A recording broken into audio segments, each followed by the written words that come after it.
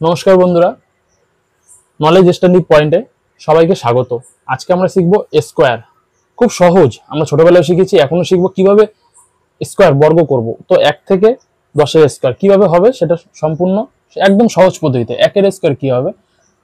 1 into 1, 1 1। তো simply, তো 1 into 1 সমান সমান 1 1।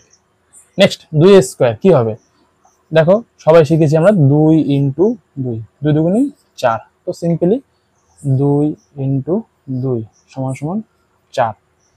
3-এর স্কোয়ার 3 ইন্টু 3, 3 তিরিকে 9। তো সিম্পলি 3 ইন্টু 3, 3 তিরিকে 9। 4-এর স্কোয়ার কি হবে?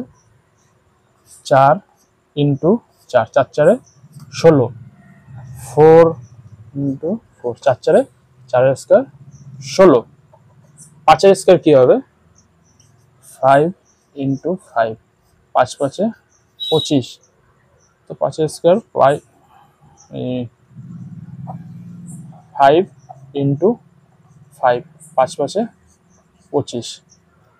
6-এর স্কোয়ার, এটা তোমাদের টাস্ক রইলো, এটা কমেন্ট বক্সে আমাকে অবশ্যই জানাবে। তো নেক্সট চলে আসছি 7-এর স্কোয়ার।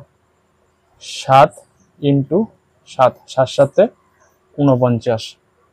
7 ইন্টু 7, 7 7-এ 49। তো 8-এর স্কোয়ার কি হবে? 8 ইন্টু 8, 8 8-এ 64।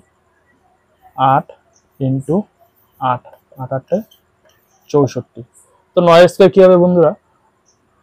9 ইন্টু 9, 9 9 81।